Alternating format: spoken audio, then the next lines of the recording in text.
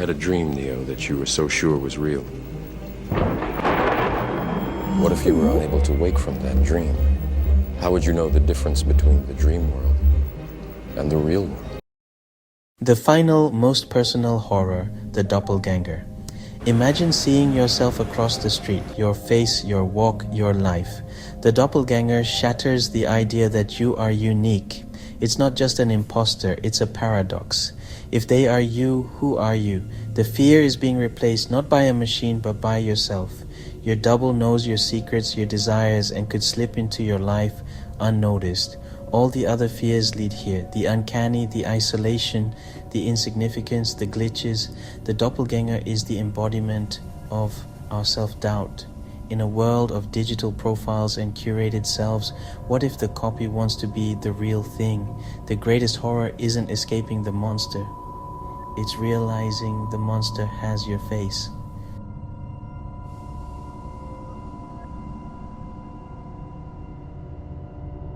Let's bring the horror home. Imagine your house, everything familiar, but something's wrong. A book you don't remember, a photo with a distorted face, a mirror world with errors. These small glitches attack our trust in reality.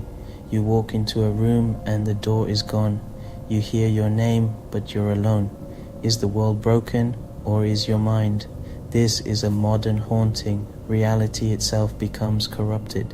In a world of deepfakes and simulations, the line between real and fake blurs. If you can't trust your own memories, who are you? The horror is realizing the world you know might be a convincing forgery. Let's zoom out, beyond hallways and faces, into the night sky. The horror isn't what you see, but what you don't. The crushing scale of the universe. We act as if we're the center, but cosmic horror reminds us we're not. We're a brief flicker in an infinite indifferent void. The universe isn't hostile, it simply doesn't care. Our struggles mean nothing to the forces in the dark. Cosmic dread strips away our sense of meaning, leaving us screaming into a vacuum. The unknown isn't just a dark corner, it's the entire cosmos. We are either terrifyingly alone or not alone at all. And what's out there is beyond comprehension. This is an existential monster, the ultimate loss of control. In the face of the cosmos, our identity dissolves into static. Now let's talk about places not haunted houses, but liminal spaces. Empty school hallways at midnight, deserted malls after closing, places meant for crowds, now eerily silent. Their emptiness feels wrong, the silence too loud. In dreams, doors lead to impossible places, faces shift, logic bends. The horror here is psychological, the space itself is the monster. You're the only anomaly in a perfectly dead environment. Your footsteps, your breath, they don't belong.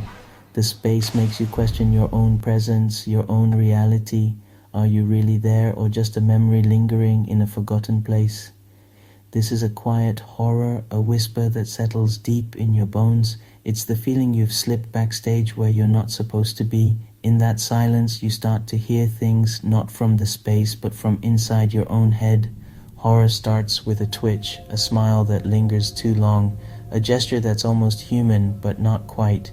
This is the uncanny valley, the unsettling feeling when something nearly human mimics us, but something is always off. The fear isn't of clunky robots, but of those that get close, machines that wear our faces but can never truly be us. It's a performance of humanity, and we sense the lie. Deep down, we fear replacement, not just in our jobs, but in our lives, our families, our very skin.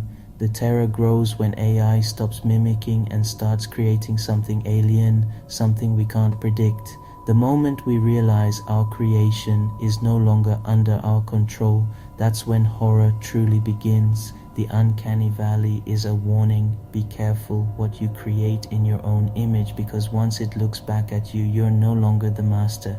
The mask of humanity becomes a perfect fit, and soon you might not know who is real. The twitch is the only tell, the signal that what stands before you is not what it seems.